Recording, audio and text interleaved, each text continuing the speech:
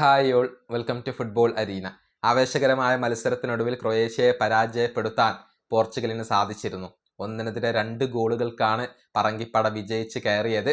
ആദ്യം ക്രൊയേഷ്യ ലീഡെടുത്തു, പക്ഷേ പിന്നീട് 2 ഗോളുകൾ തിരിച്ചടിച്ചുകൊണ്ട് പോർച്ചുഗൽ തിരിച്ചു വരികയായിരുന്നു. ക്രിസ്ത്യാനോ റൊണാൾഡോയുടെ ഒരു പെനാൽറ്റി ഗോൾ ഉണ്ടായിരുന്നു. കൂടാതെ ഗോൺസാലോ റാമോസിന്റെ ഹെഡർ ഗോളാണ് അവർക്ക് വിജയം സമ്മാനിച്ചത്. ഇതോടുകൂടി അടുത്ത റൗണ്ടിലേക്ക് പ്രവേശിക്കാൻ പോർച്ചുഗലിന് സാധിക്കുകയും ചെയ്തു എന്നുള്ളതാണ്.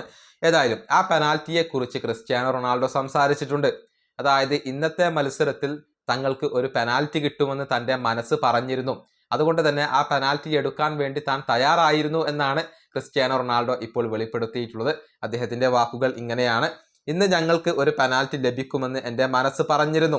അതുകൊണ്ട് തന്നെ ഉച്ചയ്ക്ക് ശേഷം പെനാൽറ്റി എടുക്കുന്നതിൽ ഞാൻ തയ്യാറെടുപ്പ് നടത്തിയിരുന്നു. കാരണം പെനാൽറ്റി ലഭിക്കുമെന്ന ഒരു തോന്നൽ എനിക്കുണ്ടായിരുന്നു. ഇത് വളരെയധികം ടഫായിരുന്നു. അത് പറയാൻ എനിക്ക് ബുദ്ധിമുട്ടൊന്നുമില്ല.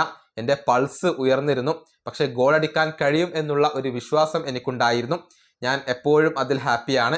ഗോൾ അടിച്ചതിൽ ഞാൻ ഹാപ്പിയാണ്. ഇതാണ് ക്രിസ്ത്യാനോ റൊണാൾഡോ പറഞ്ഞിട്ടുള്ളത്.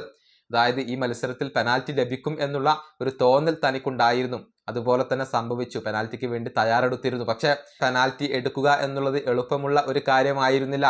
വളരെയധികം ടഫായിരുന്നു. എന്നിരുന്നാലും അത് ഗോളാക്കി മാറ്റാൻ കഴിഞ്ഞു എന്നൊക്കെയാണ് ക്രിസ്ത്യാനോ റൊണാൾഡോ ഇപ്പോൾ വ്യക്തമാക്കിയിട്ടുള്ളത്.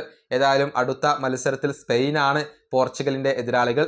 ജൂലൈ 7-ാം തീയതി അർദ്ധരാത്രിയാണ് ഈ മത്സരം നടക്കുക. ഈ വീഡിയോ അവസാനിപ്പിക്കുന്നു. അടുത്തൊരു വീണ്ടും കാണാം.